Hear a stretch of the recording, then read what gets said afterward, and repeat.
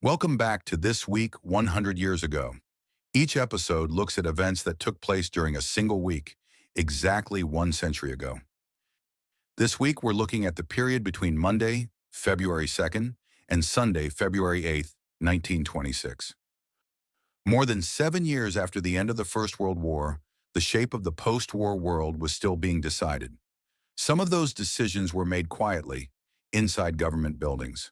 Others emerged through conflict, controversy, and force. This was a week in which questions of power, legitimacy, and memory surfaced in very different ways across the world. In Germany, the most significant development of the week came in foreign policy. On February 8, 1926, the German government formally submitted an application to join the League of Nations. For Germany, this was a major step. Since the signing of the Treaty of Versailles in 1919, the country had been excluded from the League, the international body created to preserve peace after the war. Germany remained bound by the treaty's military restrictions, territorial losses, and reparations, yet had no formal voice in the system enforcing them. By 1926, that isolation was beginning to ease. Germany's foreign minister, Gustav Stresemann, believed cooperation offered the best path back to international legitimacy. His policy was based on engagement rather than confrontation. The application followed the Locarno Treaties of October 1925, in which Germany formally accepted its western borders with France and Belgium.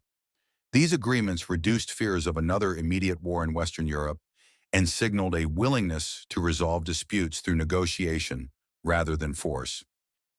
Inside Germany, the move was controversial. Supporters argued that League membership would allow Germany to influence decisions affecting its future and work toward revising the post-war settlement through diplomacy. Opponents, particularly nationalist groups, warned that joining the League meant accepting a system designed to keep Germany permanently weakened. On February 8th, the government acted. Germany did not yet know whether its application would succeed, but this was the moment it formally asked to return to international diplomacy.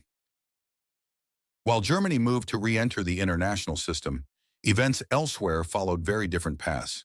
In Spanish Morocco, a military career reached an important milestone. In early February 1926, Francisco Franco was promoted to the rank of brigadier general.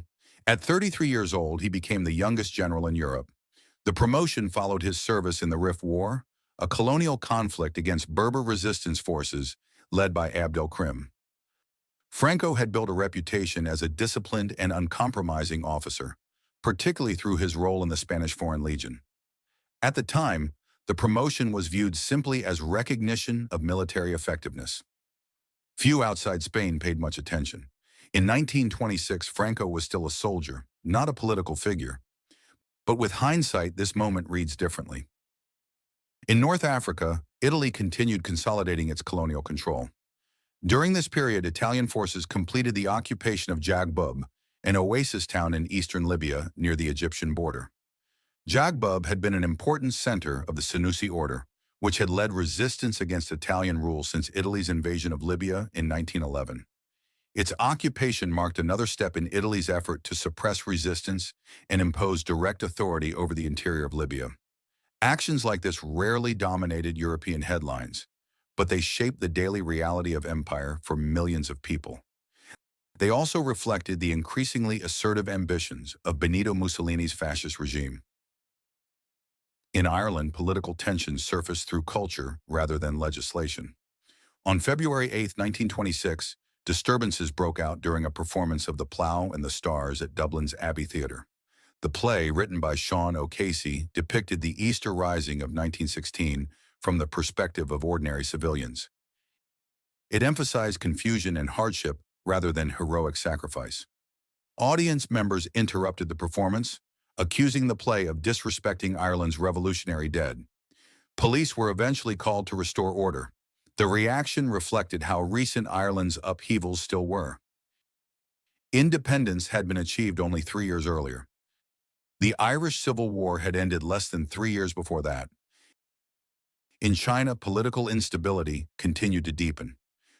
During this week, the Kuomintang, led by Chiang Kai-shek, continued preparations for a major military campaign known as the Northern Expedition. The aim was to defeat regional warlords and reunify the country after years of fragmentation. Although the campaign would formally begin later in the year, preparations were already underway. They included troop movements, political maneuvering, and shifting alliances.